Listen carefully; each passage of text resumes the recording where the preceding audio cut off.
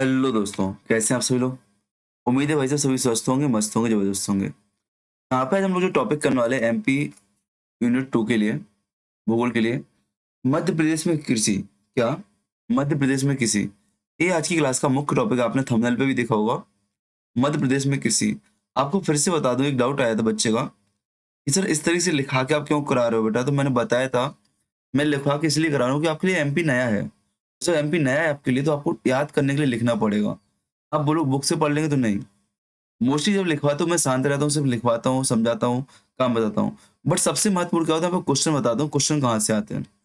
जैसे जो आपका जो एग्रीकल्चर वाला टॉपिक है, यहाँ से क्वेश्चन कैसे आते हैं कि एमपी को कई बार किसी प्रदेश में बाँटा जाता है, जलवायु के आधार पर, उपज के आधार पर, मिट्टी के आधार पर, तो वहाँ से क्वेश्चन आता है। दूसरा जो आता है आपको रैंक आता है कि एमपी का रैंक किस फसल में कितना है। तीसरा जो आपका था एरिया आता है कि मालवा के पठार से कितना उत्पादन, कौन सी फसल का उत्पादन होता है। बुंदेलखंड से क्या होता है, निवार से, मतलब एरिया वाइज़ आपसे फसल पूछी जाती है, ठीक है ना? सबसे महत्वपूर्ण। और चौथा आपका एमपी की जो मुख्य फसल होती है, वहाँ से क्वेश्चन आता है कि एमपी की मुख्य फसल है, तो कितने परसेंटेज एमपी में उगाई जाती है, ठीक है ना? और ये जो क्वेश्चन आता है आपका यहाँ से, वो क्वेश्चन आता है आपका फसल के पैटर्न से, कि कौन सी आपकी खाद्यान्न फसलें हैं, कौन सी दलहनी है, कौन सी तिलहनी है, कौन सी वाणिज्यिक है, कौन सी आपकी जो उद्दीपन वाले मतलब नशे वाली होती है वो हैं। और ये क्वेश्चन आता है रबी और खरीफ की फसलों से, कि कौन सी रबी की, कौन सी खरीफ की है। मतलब यहाँ से ऐसे क्वेश्चन आते हैं। अब देखो मैंने आपको बता दिया ना क्लास में ऐसे आते हैं। अब हम लोग पढ़ेंगे ना तो कुछ इसी पैटर्न में पढ़ेंगे, और इसी पैटर्न में आपके जब नोट्स होंगे तो आपके माइंड में ऐसे क्वेश्चन आना है। और जब आप ध्यान दो, जब मैं कोई लिखवाता हूँ चीज़ या पढ़ाता हूँ, तो बार-बार उसको रिपीट करता हूँ। जब रिपीट करता हूँ मतलब वो चीज़ आपके लिए इम्पोर्टेंट इम्पोर्टेंट है। क्या? वो चीज़ आपके लिए इम्पोर्टेंट है, ठीक है ना? आज का टॉपिक आपका क्या, मध्य प्रदेश में कृषि। बट इसके पास कुछ लास्ट चीज़ रह गई थी, रामसर साइड एमपी में। तो पहले हम लोग उसको कर लेंगे। क्या? रामसर साइड कौन-कौन सी एमपी में, उसको करते हैं, फिर हम लोग आगे बढ़ते हैं, ठीक है ना? तो हेडिंग डालो रामसर साइड। क्या? रामसर साइड हेडिंग डालो और हम लोग आगे बढ़ते हैं, और जो-जो रह गई थी हमारी, उसको हम लोग करते हैं, फिर हम लोग एग्रीकल्चर पे आ जाएँगे। ये 7 से 8 मिनट का टॉपिक है, 10 मिनट का। इसको खत्म कर लेंगे। फिर एग्रीकल्चर का बहुत बड़ा टॉपिक है, और मैं आज कोशिश करूँगा एक ही क्लास में पूरा एग्रीकल्चर करूँ। जो भी एमपी के पार्ट्स हैं एग्रीकल्चर के, पूरा एक ही क्लास में कर दूँ। 5-6 क्लास नहीं करनी पड़े मुझे, क्योंकि वैसे एग्रीकल्चर 3 से 4 क्लास में जाता है।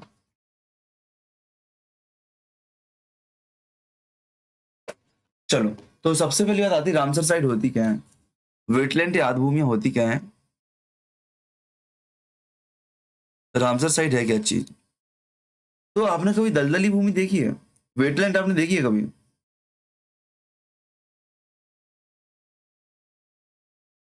ऐसी भूमि जहाँ पे पानी पर्याप्त मात्रा में होता है, या जो जल सोखते के रूप में काम करते हैं, जो कि आपके परमानेंट नमी रहती है यहाँ पे अच्छी खासी, और भूजल स्रोत के रूप में काम करते हैं, कि यहाँ से क्या, जो भूमि का रिचार्ज होता है वो आपका होता हो, ठीक है ना? मतलब ऐसा सुनना, मैं आपको एक सेंटेंस बोल रहा हूँ, सुनना लिखना नहीं, आप समझ जाओगे कि आर्द्र भूमि क्या होती है। ऐसी दलदली या जल वाली क्षेत्र जहाँ पे वर्षा का बहता हुआ या शांत जल, समुद्री या गैर समुद्री जल का जमा होता है, जिसकी गहराई लगभग कितनी, अब गहराई, जिसकी गहराई 6 मीटर से अधिक ना हो।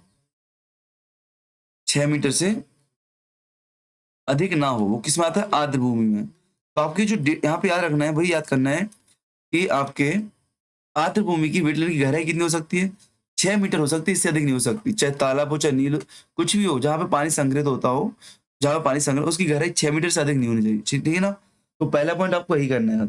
पहला पॉइंट आपको यही याद करना है। ये रामसर, इसका वेटलैंड है, रामसर साइट क्या है, क्या?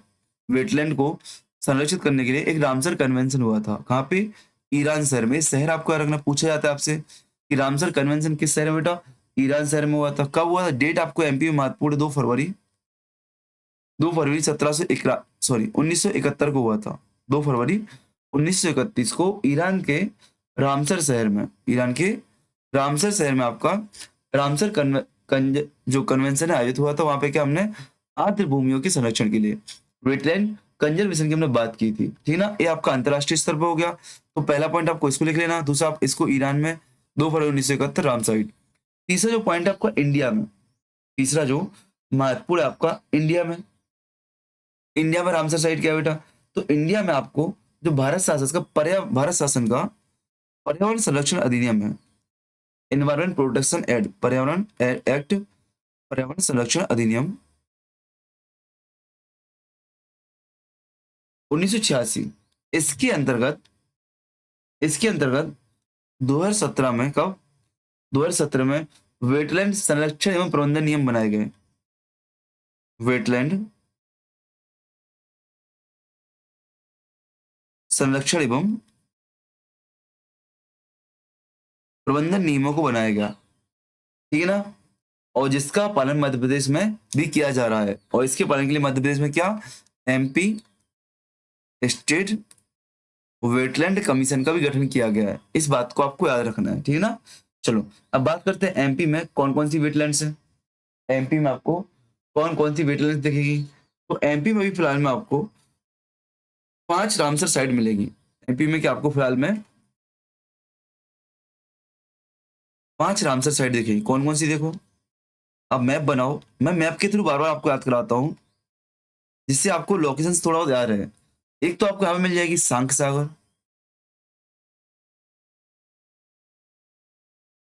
सांक सागर तो किस जिले में होगी, यहाँ पे आपको सिरपुर मिल जाएगी,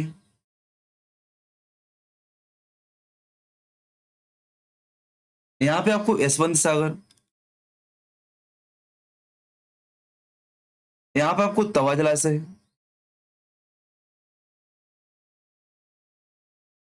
तवा जलाशय, और यहाँ पे आपको भोज वेटलैंड, भोज वेटलैंड आपको मिल जाएगा। देखो यहाँ पे जो प्रश्न आते हैं बेटा, ऊपर जो 3 पॉइंट बताए वो तो आपके लिए महत्वपूर्ण है। अब यहाँ से जो प्रश्न आएंगे आपके, किस मामले में प्रश्न आएंगे, यहाँ से जो प्रश्न आएंगे आपके, नंबर 1, कौन सी प्राकृतिक है, कौन सी मानव निर्मित है।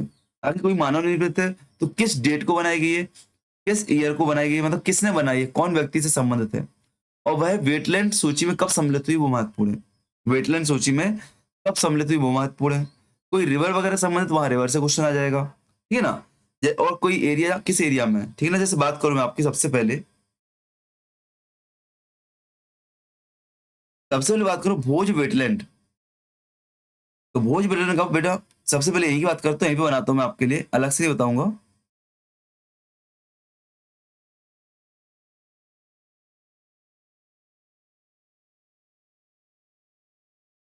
हम्म, भोज वेटलैंड, भोज, हाँ भोपाल में, कहाँ पे बेटा, भोपाल में आपकी भोज वेटलैंड है। कब, 19 अगस्त 2002 को घोषित की गई थी। 19 अगस्त 2002 को घोषणा की गई है। स्थान कहाँ पे, भोपाल में ही है। कहाँ पे, भोपाल में। याद रखना, इसका निर्माण किसने कराया था। इसके निर्माण की बात करूं ऐतिहासिक काल में, तो राजा भोज के द्वारा कराया गया था। राजा भोज के द्वारा कराया गया था। और किस पर बेटा, कोलांस नदी पर, कोलांस नदी पर बांध बनाकर। अरे यार ना, भोजलैंड आपकी क्या, एमपी की प्रथम वेटलैंड साइड है। एमपी की प्रथम वेटलैंड साइड है। इस बात को आपको याद रखना है, इस बात को आपको याद रखना है। बात करते हैं सांक सागर की, किसी बेटा, सांक सागर। सांक सागर कब, 26 जुलाई 2022 को। आपको पता है सांक सागर झील कहाँ पे बेटा, माधव नेशनल पार्क में पढ़ी चुके हम लोग। माधव नेशनल पार्क में आपकी सांक सागर झील है, इसको लोग पढ़ चुके हैं। जो सांक सागर है इसमें पानी कहाँ से आता है, तो मनिहार नदी से आता है। कहाँ से, मनिहार नदी से आता है। याद रखना, सांक सागर झील में आपकी प्रथम प्रदेश की मगर सफारी, क्या, मगरमच्छ सफारी आपको कहाँ मिलेगी, सांक सागर में देखने को मिलेगी। इस बात को एमपी की फर्स्ट है। देखो कई बार क्या होता है, हम लोग याद करते हैं, अब जब मगर सफारी एमपी में, ऐसा तो नहीं कॉन्सेप्ट पूछ रहा है आपसे, एमपी में फैक्ट ही आपको पूछेगा, तो आपसे यही फैक्ट भी पूछ सकते हैं कि माधव नेशनल पार्क में कौन सी झील है, सांक सागर झील है। सांक सागर में पानी कहाँ से मिलता है, मनिहार नदी से मिलता है। डेट पूछ लेगा कि भाई रामसर साइट कब बनाया गया था, 26 जुलाई 2022 को बनाया गया था। आपसे पूछ सकता है एमपी की प्रथम मगर सफारी कहाँ पे है, सांक सागर झील में है। आपसे ऐसे पूछ सकता है, जिला पूछ सकते हैं, शिवपुरी जिला में आपका आ जाएगा। ऐसे आपसे पूछे क्या बेटा, क्या किस जिले में, शिवपुरी जिले में आपका आ जाएगा। ऐसे आपसे क्वेश्चन पूछता है, ऐसा नहीं कि भाई इसी टॉपिक का नाम लिख के पूछे कि रामसर के नाम से आंसर होता, नहीं। क्वेश्चन कहीं पे भी फैक्ट से कैसे ही पूछ सकता है, ठीक है ना। सिरपुर की बात करते हैं बेटा, सिरपुर, सिरपुर देखते हैं। यशवंत सागर झील का बेटा कहाँ पे बेटा, इंदौर में है। कहाँ पे? इंदौर में है। और यार अगर कब? 13 अगस्त 2022 को इसमें घोषणा की गई थी। और यार अगर कहाँ पर? एक गंभीर यशवंत सागर किस पर? होलकर शासकों द्वारा गंभीर नदी पर बनाया गया था डैम है, ठीक है ना? इस बात को आपको रखना है। यहीं सिरपुर की बात करते हैं तो सिरपुर भी कहाँ बेटा? इंदौर में ही है। कब? 3 जुलाई 2022 की घोषणा की गई थी। कहाँ पे? इंदौर में है। इसको क्या? होलकर राजाओं द्वारा सरस्वती नदी से जल आपूर्ति के लिए बनाया गया था। यह एमपी का सबसे छोटा संरक्षित क्षेत्र है। तो सरस्वती नदी आपकी इससे संबंधित है। इस बात को आपको याद रखना है। तवा जलाशय की बात करते हुए तवा जलाशय, जो तवा जलाशय है आपकी, इसकी अपन विशेष बात करते हैं। तो कब? 14 अगस्त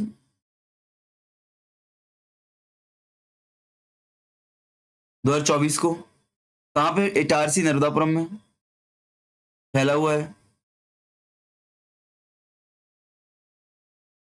जो यहाँ पे नदियां हैं, नदियां आपको याद रखना है। तवा, दैनवा, मालवनी। तवा, दैनवा, मालिनी।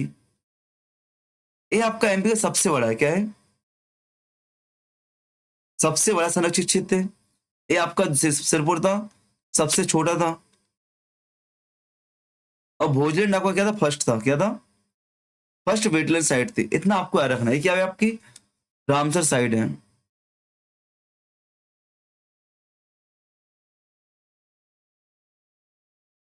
देखो इतना अच्छा लिखने के बाद भी मैं पूरा मैप हटा देता हूँ, कोई सेव नहीं करता हूँ, बस स्क्रीनशॉट लेता हूँ एक दो, जो आपको ग्रुप में भेज सकूँ, बकाया मैं तुरंत हटा देता हूँ, ठीक है ना? ये आपकी सारी रामसर साइड हो गई है, ठीक है ना? ये आपकी क्या? रामसर साइड कंप्लीट हो चुकी है। एक और छोटा टॉपिक यहाँ पे बचा है, जो कि आपका एनवायरमेंट से ही था। क्या था?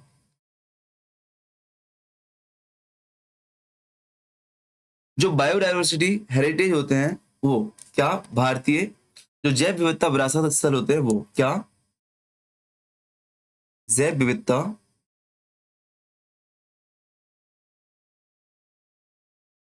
विरासत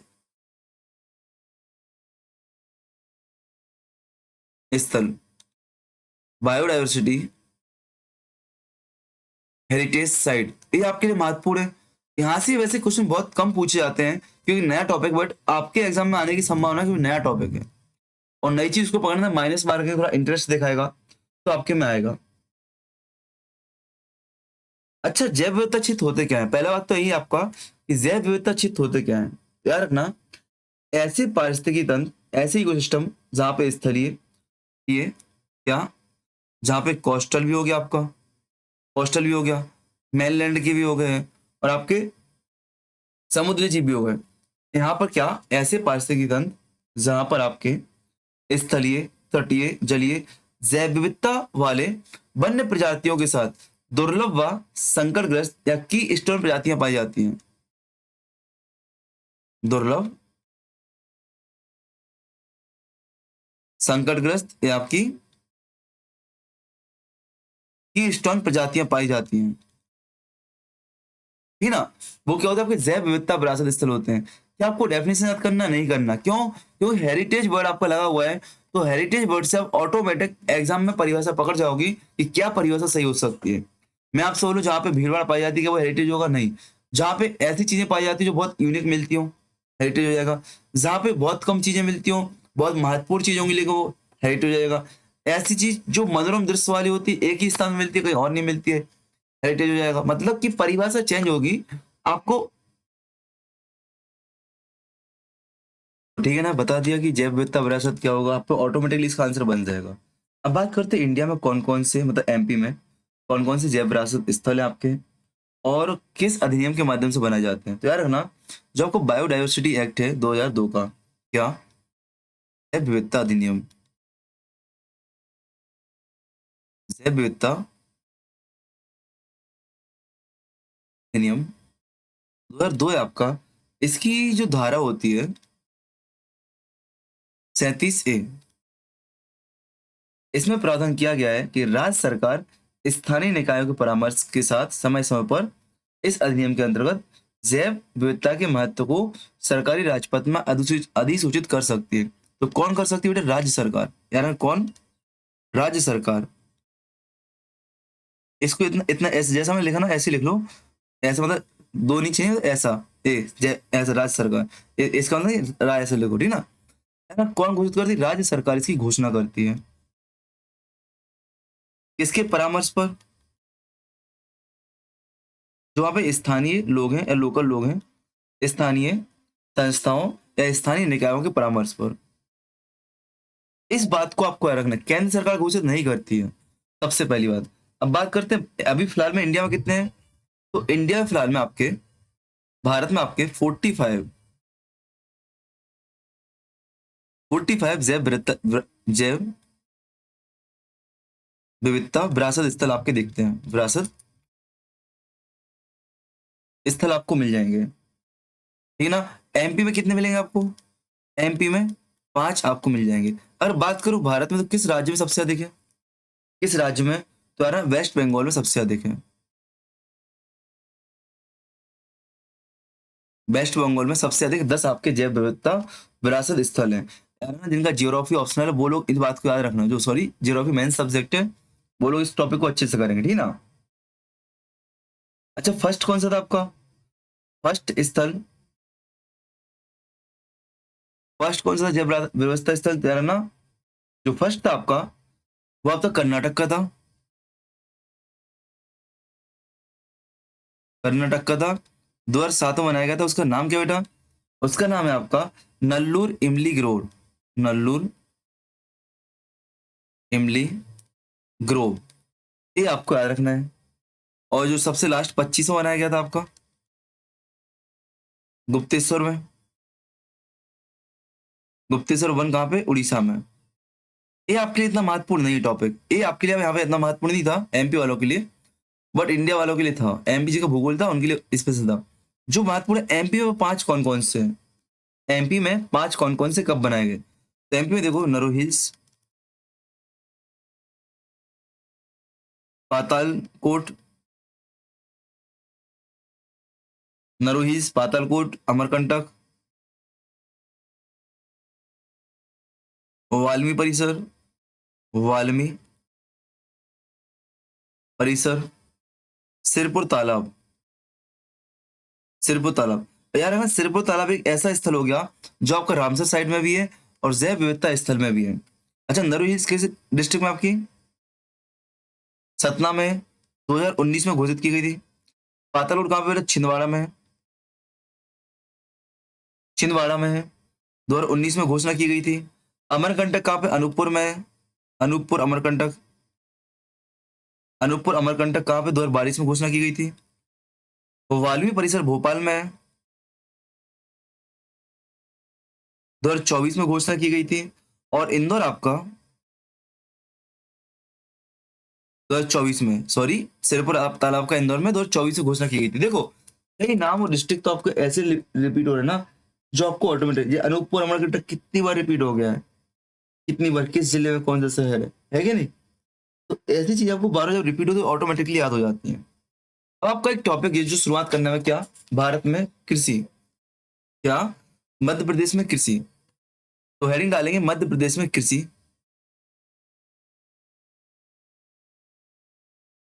मध्य प्रदेश में कृषि। हालांकि मैं इस क्लास को नई टॉपिक में नई क्लास में कर रहा हूँ इस टॉपिक को, जिससे आपका ये टॉपिक अलग ही हो जाएगा, ठीक है ना? जिससे आपका ये टॉपिक अलग ही हो जाएगा, ठीक है ना? तो बेस्ट ऑफ लक। क्लास को बेटा लाइक कमेंट भी करो, शेयर भी करो, सब्सक्राइब भी करो। क्लास के लिए इतनी मेहनत आपके लिए की जा रही है, तो थोड़ा तो आपका रिस्पॉन्सिबिलिटी बनता है ना। और पेपर वन जो सबसे महंगा कोर्स है एमपी का, 10,000 रुपये लोग कमाते हैं, वो मैं फ्री करा रहा हूँ। चीज फ्री करा रहा हूँ, तो मौके पे चौका मारो, अच्छे से करो। बेस्ट विशेष, बेस्ट ऑफ लक। बहुत जल्दी प्रैक्टिस सेशन में लोग शुरुआत करेंगे।